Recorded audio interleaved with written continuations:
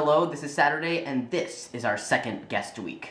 First, I'd just like to personally thank everybody who went out of their way to send me messages after my video last week. Second, I want to thank Max for picking the topic last week and starting off the week with his video, and letting me use YouTube as an outlet in a way that I really haven't done in a long time because it's really hard for me to do really personal things on YouTube now that I have like all these people with their eyes on me. So thank you, Max, for that. And thirdly, I would like to thank Mr. Sawyer Tate for picking the topic this week and starting the video off this week with his video. This topic is bars and clubs. Pretty sure my video this week isn't gonna make anybody overly emotional, so proceed without caution. The first club that I ever went to was during my senior week, which is like after seniors graduate high school, they all go to the beach, and we went, and I wasn't even 18 yet, but luckily this was like an under 21 club, and most of the people at the club when I went were about 14 years old. It honestly looked like they all had just learned what sex was and decided that it would be best to try it out for the first time on the dance floor. It was pretty ratchet. In fact, I always thought that like I was going to turn into this like huge clubber when I got old enough to be able to go to clubs, because I went to these raves at anime conventions. And if you've never been to a rave, or if you've never been to an anime convention, it's like the nerdiest, whitest people that you could possibly find crammed into a room with electronic music. And nobody knows how to dance. And let me just give you a sample of what dancing is like at a rave, especially one that you go to when you're 14 years old at an anime convention.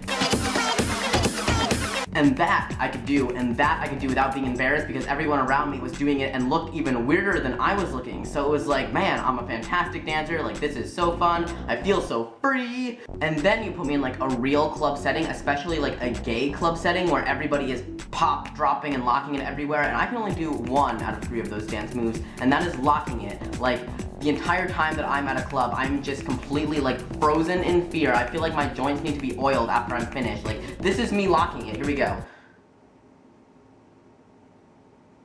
And despite me being like completely awkward in club situations, for some reason I still really love it. I love to watch people dance. I love really, really loud music. I like bodies touching each other. Like, for some reason, like there's something appealing about being sweated on by people. Like, that's completely gross. I'm sure like somebody knows how I feel. Like, I like spaces with a lot of people and a lot of noise. But one time I did go to Toronto Pride.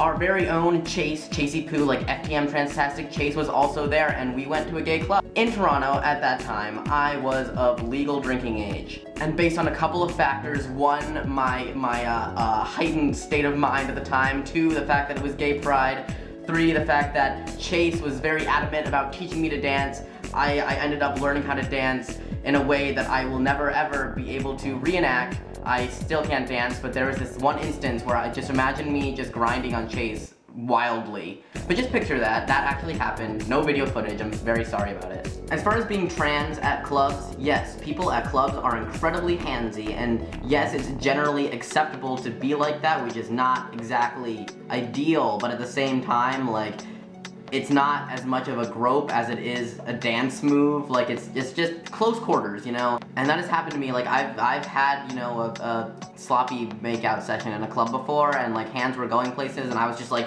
doing karate, like just getting that away, and I'm sure he thought that I was very strange. Although one of my favorite part about club bathrooms, but the one near me, is separated by gender. However, those rules are pretty much ignored. Like, first of all, there's so many drag queens everywhere that like you don't even know what you're going to find in a bathroom. Second of all, there's a big like trans community around here, and third of all, like no one gives a fuck. Like, half the people there are completely wasted. There's like usually like 3 people in a stall at once anyway, doing whatever they're doing.